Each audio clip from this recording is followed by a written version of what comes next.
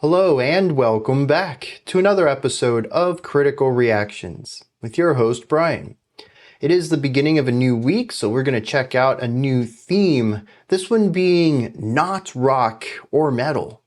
Honestly, we check out a lot of rock and metal on this channel, and usually that's fine, but it's nice to get outside of that sphere of music every once in a while, and that's what this week is all about. Now, I don't know if this is a comical twist or maybe just a little fun being had by the community, but we're going to be checking out Boards of Canada both today and tomorrow. Today we're looking at Everything You Do Is a Balloon. I don't know what that phrase is supposed to mean.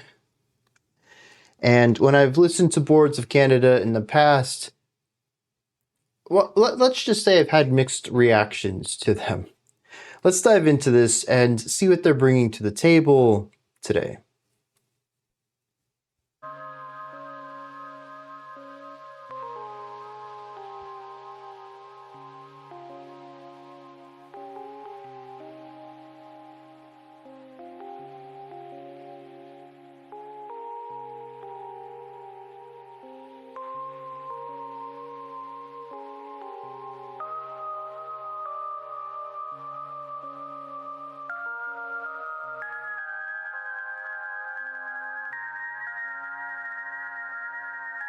There's right here some pitch inconsistency.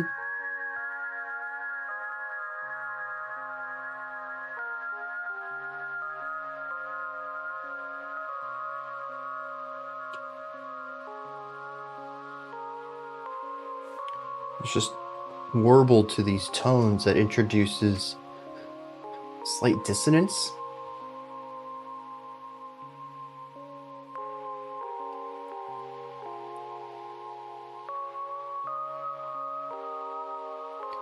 It sounds like there's a little bit of awe and rest in here, but because of the intonation elements, it comes off a bit more unsettling than I think the true harmonies would be implying.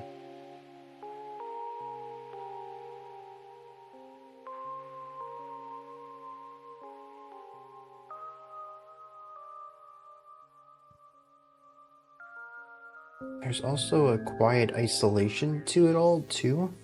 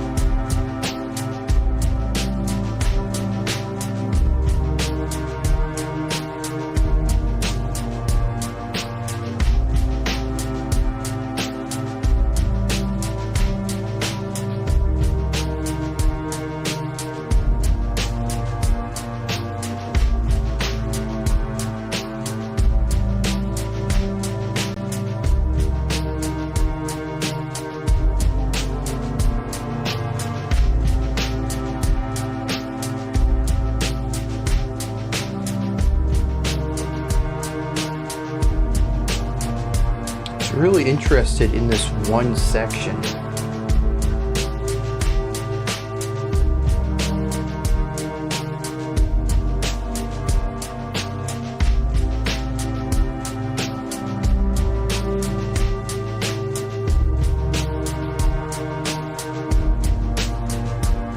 It's really interesting to hear the swells in just the synth,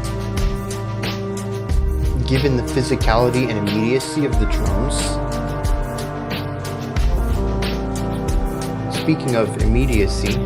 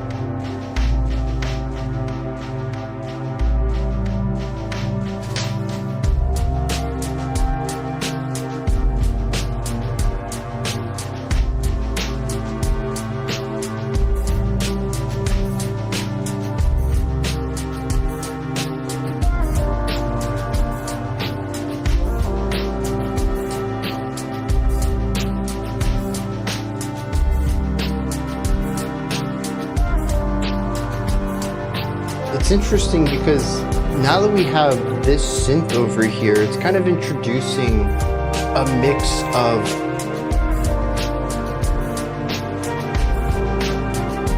it's apathetic at times and calming in others.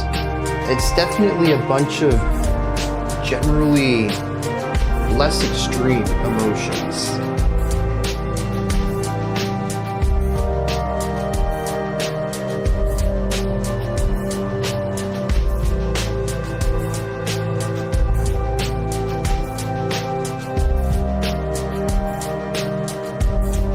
Also, what is this music video? Absolutely bonkers. And it seems to have nothing to do with the music.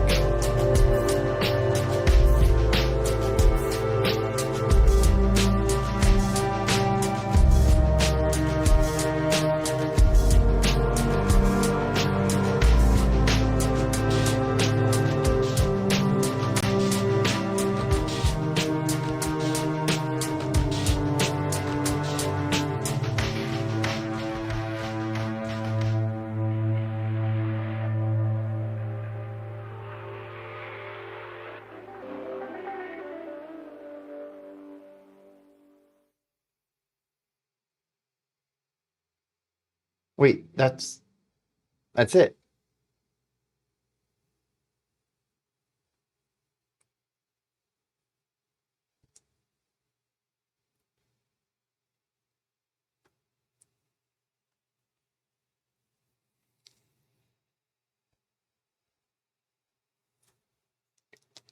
I'd say it's quite rare for a song to finish, and my first thought is, well, how am I supposed to talk about this? And it's not avant-garde, experimental, outside of the language I use to understand music. There just isn't much going on here. This is a vibe track. It's not, I mean, there is a slow burn element to it. We do see layers get added onto it. But after we get out of that intro, it's just one idea. The drums do not change. The swelling synth that gives us our chord progression does not change. Eventually, we do get two different, more melodic synth loops. But as far as I could tell, they also don't change. That loop that comes in on the right is the same one every time it comes back. Sometimes we remove these layered loops and return to just the swelling harmony. Other times we might have one or both or just the other one. But I don't hear any difference in these particular ideas. They're either turned on or turned off. They're either audible or not. I do think it's interesting how these layers modify the feeling of the song,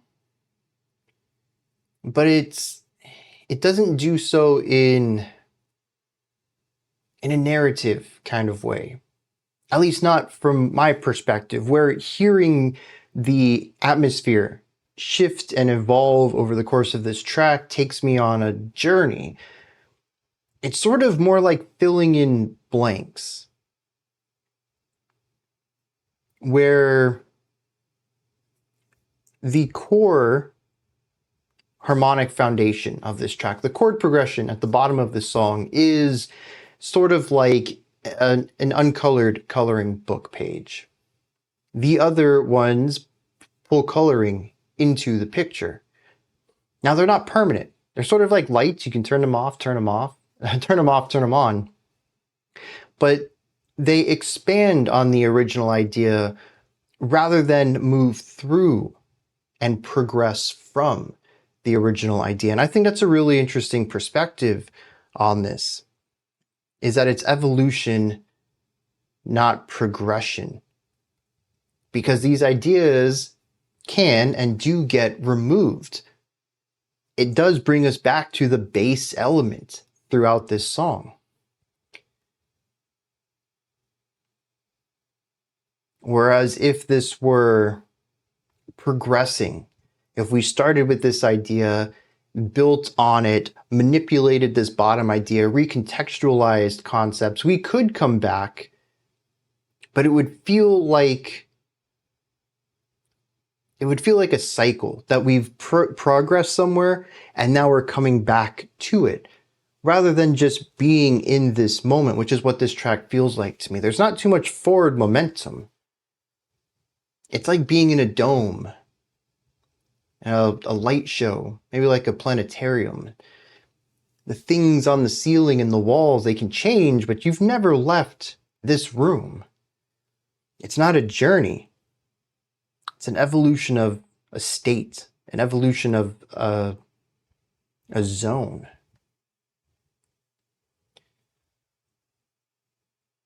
So what is the evolution? What are we looking at here? Well, the opening of the song is rather distinct compared to the meat of this track. We start off with some really quiet instrumentation, like ridiculously quiet. It's chords that, like I mentioned, feel like there's a sense of calm and occasionally awe. There's a reverence in the chords, but there's also a fluctuation to tonality as well.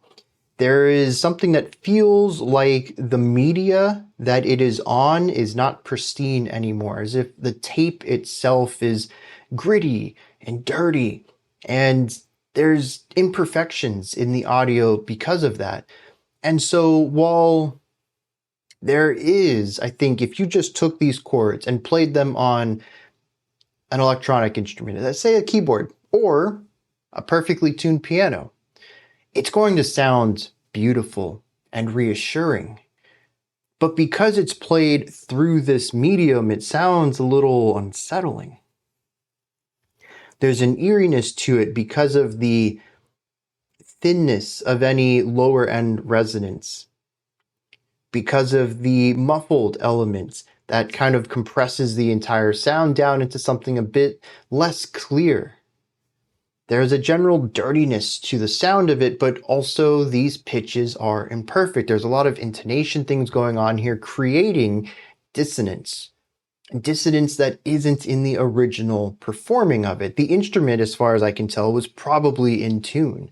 The notes they're playing are consonant with each other, but the production makes them dissonant.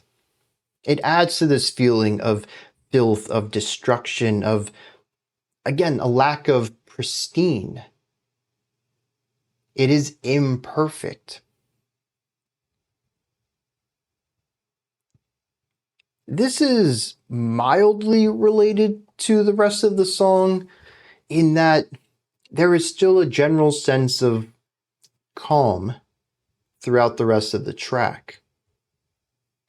I wouldn't say it's accompanied by awe, but there is that carryover, that small element that, I don't know, attaches these two sections together. I think without that, it would just feel like two distinct ideas, and I would question why they're even part of the same track at all.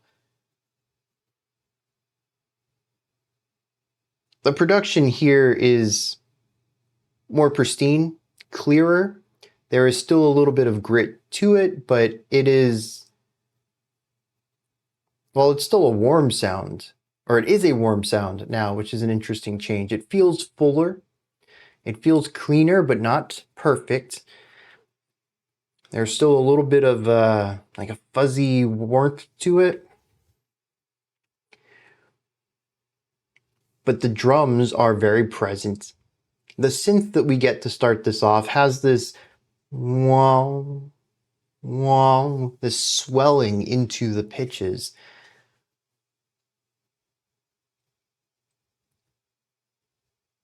I found that to be an interesting contrast there. The growth of the synth versus the very present and immediate drums. These two instruments create something that has drive and direction, but not a destination. The song continues to move forward, but it doesn't go anywhere. Harmonically, we're entirely static. Speaking of the harmony, like I mentioned, it's calm, but it's not there's no awe to it. Like in the first section, there's some parts that feel apathetic, almost no emotion at all, a numbness, if you will. Other chords feel a sense of tension, maybe a very light dread. I feel dread's almost too powerful of a word, even paired with the light modifier, but it is a discomfort of some sort. It's an interesting combination of emotions to tie together.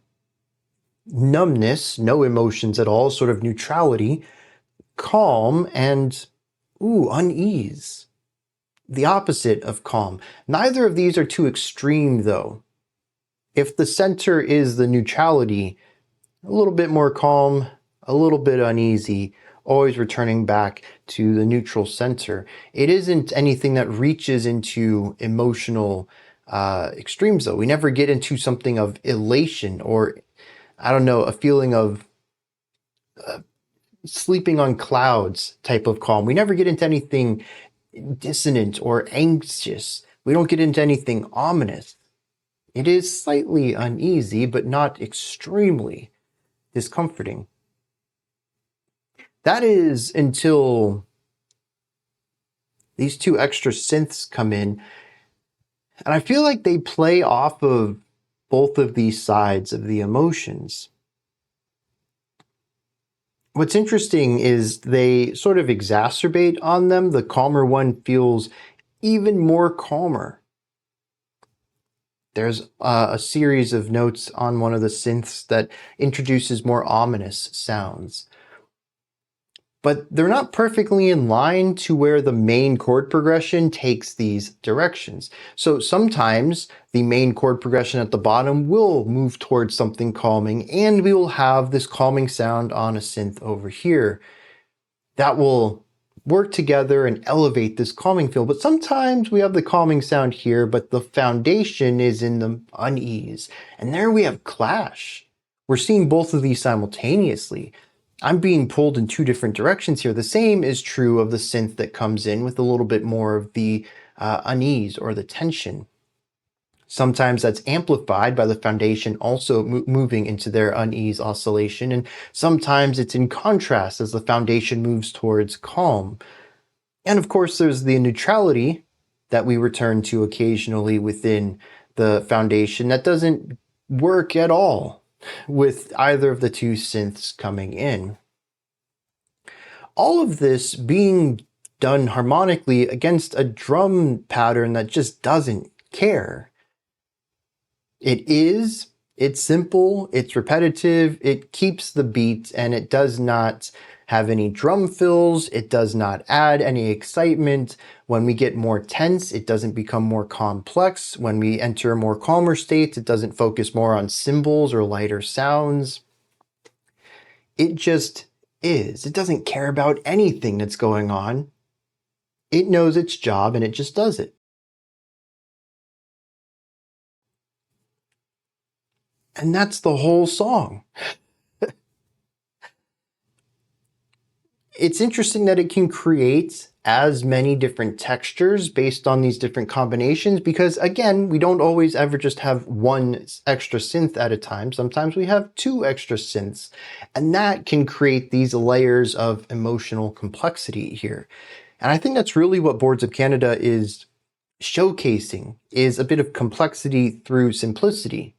3 simple lines, 1 simple drum pattern, but finding a way to create more complex emotional soundscapes in here and allowing a song that, despite being 5 minutes of one idea, consistently sounds like it is exploring new concepts, all by reducing or adding set layers. It's not for me. I'm not the target audience of this, but I do see some of the genius behind it. And I don't believe there are any lyrics on this.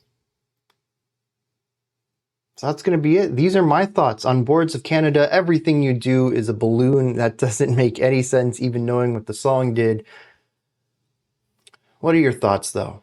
Did you enjoy this? Is there anything that stood out to you? Anything that you'd like to add on to what I said or correct me on? Do you have your own perspective or opinion on this track? Let me know. Put all of that, as well as anything else you'd like to add, into the comment section below. Above that, in the description box, you'll find a link to Linktree. Takes you here. You can find links to my music, ways to support the channel, a link to the Discord server, and so much more.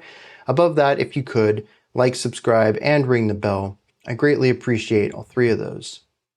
That wraps it up for today. I'll be back tomorrow, though, 5 p.m. Eastern Standard Time, 10 p.m. UTC as usual. Until next time, remember to be critical, not cynical, of the music you listen to, and have a fantastic morning, afternoon, or evening, whenever you choose to watch my videos.